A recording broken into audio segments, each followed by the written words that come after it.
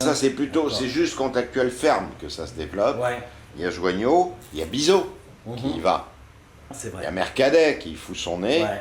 Il y a Rousseau Ouais. qui barbote dans ses Ouais. machins. Ouais. C'est-à-dire que une partie de ce qui a agité, Ouais. enfin, ce qui a agité Libé, c'est pas différent de ce qui a agité Actuel, Ouais. et pour une part c'est les mêmes. Mais tout ça a joué un rôle et c'est bien mélangé Ouais. à un moment. Ouais.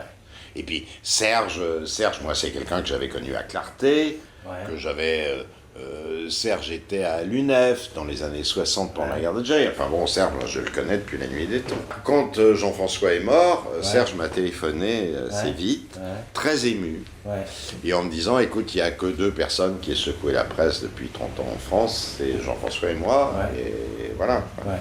Et il en était très, très secoué, tu vois, je l'ai revu il y a pas 8 jours, mardi dernier, il m'a sauté dans les bras. Moi, j'ai jamais embrassé Serge Julie de ma vie.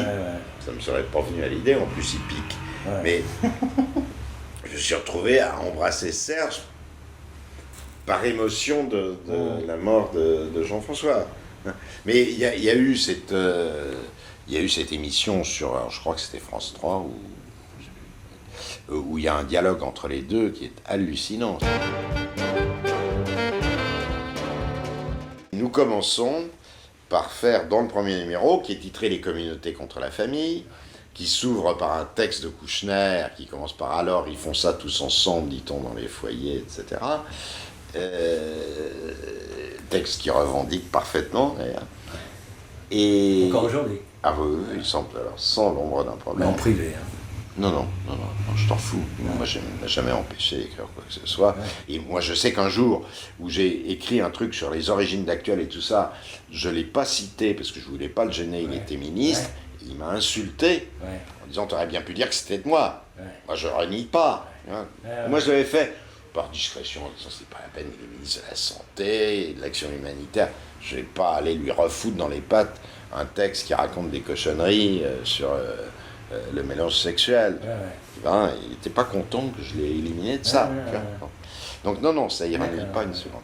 Au deuxième numéro, heureusement la Hock Farm passe par Paris et Kouchner fait le reportage sur la Hock Farm. Il écrit un papier, je l'ai relu, il est vraiment formidable. Vraiment. Puis tu vois Bernard arrivant avec son petit costard, il y a des mecs, c'était épatant. Libé a mis beaucoup de temps, parce que quand Libé sort en 73, c'est quand même un journal maoïste, gauchiste, chiant, agressif et désagréable. Et puis il y avait chez Libé, moi je disais à l'époque, alors ils n'étaient pas contents, mais je disais c'est le journal de la vie en noir. Libé était un journal, bon, Harakiri Hebdo, tu te marrais. Action, tu te marrais pas, mais il y avait une espèce de gaieté comme ça. Et les autres, c'était t'achetais le faire-part du vieux monde et t'étais dedans. Bon, t'annonçais la mort de ce que tu voulais. Enfin, c'était quand même d'un noir et blanc. C'était tout juste si c'était pas bordé du filet noir.